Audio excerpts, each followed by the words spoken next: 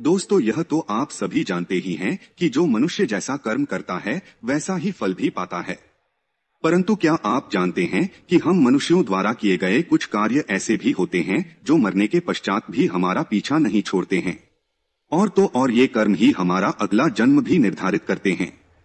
वैसे गरुड़ पुराण विस्तार से इस संबंध में हमें जानकारी प्रदान करता है, और आज हम आपको गरुड़ पुराण से लिए गए ऐसे ही कुछ 11 कर्मों के बारे में बताएंगे जिनके आधार पर मनुष्य विभिन्न प्रकार के पशुओं की योनियां प्राप्त करता है। तो चलिए एक बार हम विस्तार से प्रकाश डालते हैं गरुड़ पुराण के इन 11 बिंदुओं पर।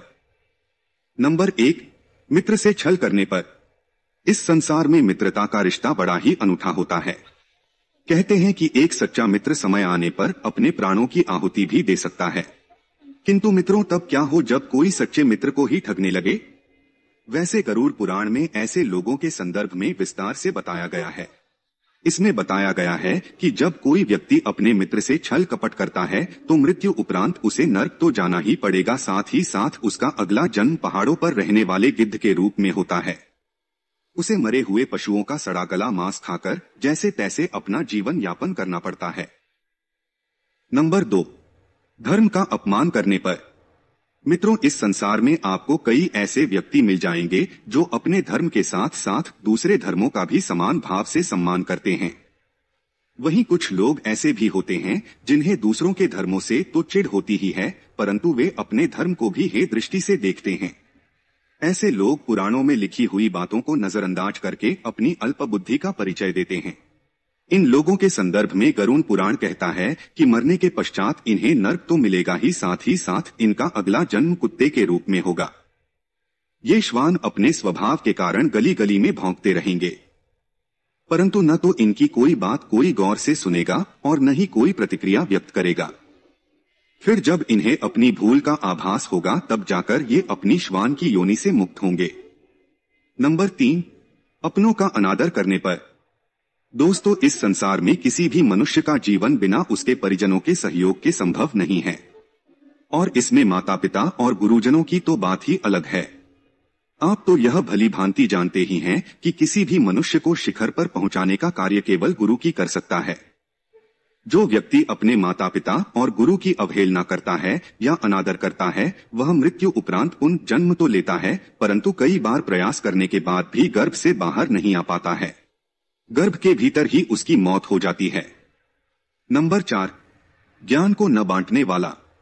दोस्तों, यह तो आप भली भांति जानते ही हैं कि हमारे सनातन धर्म में ब्राह्मणों का कितना महत्व है। धर्म के अनुसार संसार में कोई भी यजमान चाहे वह कैसा भी हो, चाहे वह भले ही अपनी ओर से दक्षिणा देने में समर्थ न हो, तो भी ब्राह्मण देव का यह दायित्व है कि वह अपने ज्ञान से उसका भी कल्याण करे। परंतु यदि कोई ब्राह्मण ऐसा नहीं करता है तो इस जन्म में तो उसकी ख्याति खराब होगी ही होगी, अपितु अगले जन्म में उसे बैल बनकर इस धरती पर आना होगा और फिर उसे आजीवन अपने कृत्यों पर पश्चाताप करना पड़ेगा। नंबर 5, चालाकी करने वाला।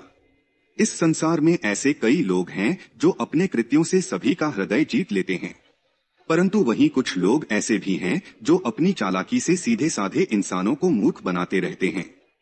ये आजीवन ऐसे ही खाते हैं, परंतु इन मूर्खों को यह नहीं पता है कि यह संसार ऐसे ही नहीं चल रहा है, अपितु इस संसार को चलाने वाला दूर कहीं बैठकर इनके इन सभी कृत्यों को देख रहा है।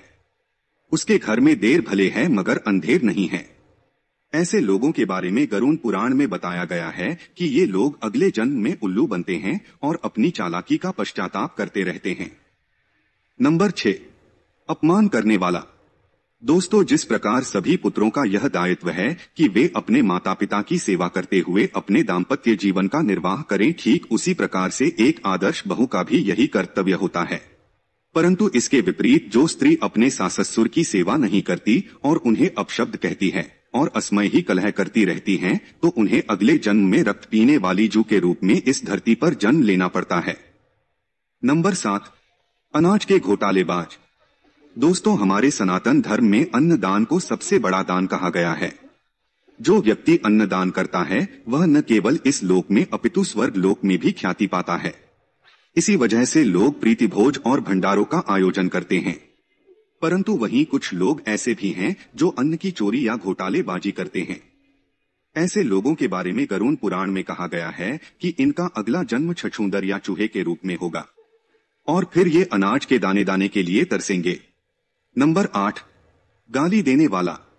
दोस्तों, आप तो यह जानते ही हैं कि मनुष्य के कंठ में मां सरस्वती का वास होता है, इसीलिए शास्त्रों में बताया गया है कि मनुष्यों को कभी भी ऐसे शब्द नहीं बोलने चाहिए जो दूसरों की भावनाओं को आहत करें।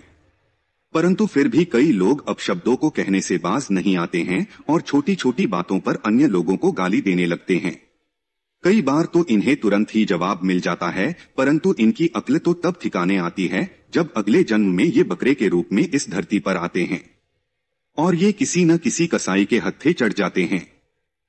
नंबर 9, वासनायुक्त दृष्टि वाले। दोस्तों, इस संसार में कई मनुष्य ऐसे हैं जो स्त्रियों को बड़े ही सम्मान की दृष्टि से देखते हैं। उनके मन में स्त्रियों के प्रति किसी भी प्रकार का विकार या दुर्भावना नहीं होती है। वहीं इस संसार में कुछ ऐसे लोग भी हैं जो प्रत्येक स्त्री को बुरी नीयत से देखते हैं। उनके मन में हर समय बस काम भाव ही चलता रहता है, परंतु उन मूर्खों को यह पता नहीं है कि भले ही इनकी वासना के बारे में किसी को पता चले या न चले, भले ही इनके कृत्यों के बारे में कोई जान सके या न जान सके, परंतु ऊपर वाला इन्हें देख जरूर रहा है और समय आने पर वह इनका न्याय जरूर करेगा। ऐसे लोगों के बारे में बताया गया है कि मरने के पश्चात इन्हें गधे की योनि प्राप्त होगी और तब ये गधे चाहकर भी किसी स्त्री पर वासनायुक्त दृष्टि नहीं डाल पाते हैं। नंबर 10, व्यभिचार करने वाली।